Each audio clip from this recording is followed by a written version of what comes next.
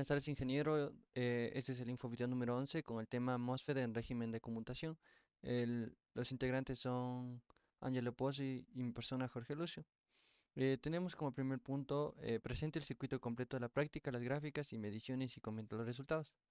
Aquí tenemos el circuito y las mediciones que nos dio fue voltaje de drenaje fuente 4.5 voltios, corriente de drenaje 155 miliamperios y potencia del MOSFET nos dio de 0.7 watts.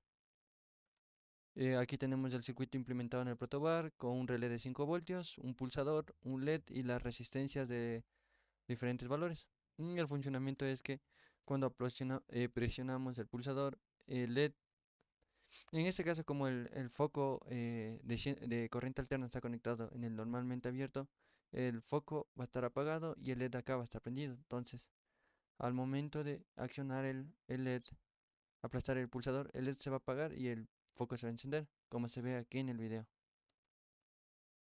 Tenemos el circuito 2 que es accionar un motor mediante este MOSFET y en la práctica las siguientes mediciones que nos dio es voltaje de drenaje fuente de 8.7, corriente de drenaje 49 miliamperios y potencia que nos dio del MOSFET de 0.43. Aquí tenemos el circuito implementado, un diodo que va de protección a caso de que exista una inversión de corriente y se nos dañe el MOSFET. Tenemos un pulsador. El funcionamiento del circuito es que cuando se presiona el pulsador, el MOSFET va a entrar en saturación y el motor se va a accionar girando. Y cuando se suelte el pulsador, el motor se detendrá. Y tenemos Investigue los siguientes temas. Consulte el circuito para manejar los dos tipos de motores a paso.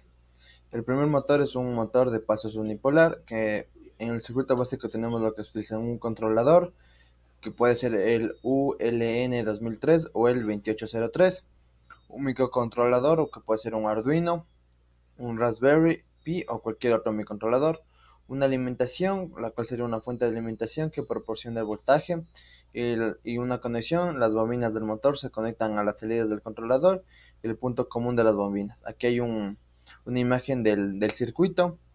Luego tenemos un motor de pasos bipolar, en el que para el circuito básico necesitamos una fuente de alimentación, un controlador de motor a pasos, que son el N298N o el A4988, un microcontrolador que genera las señales de control y un motor bipolar que tiene 4 cables.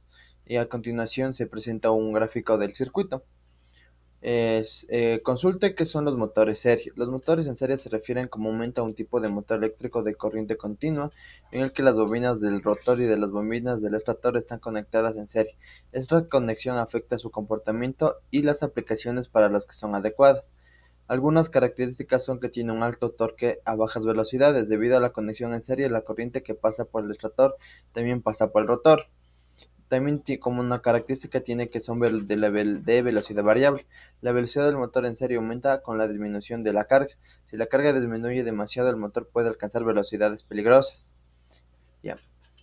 Investiga un circuito para elegir varias velocidades del motor. Para controlar varias velocidades de un motor, puede diseñar un circuito utilizando distintos métodos según el tipo, continua, en alterna o paso a paso. Un ejemplo es utilizando un PWM.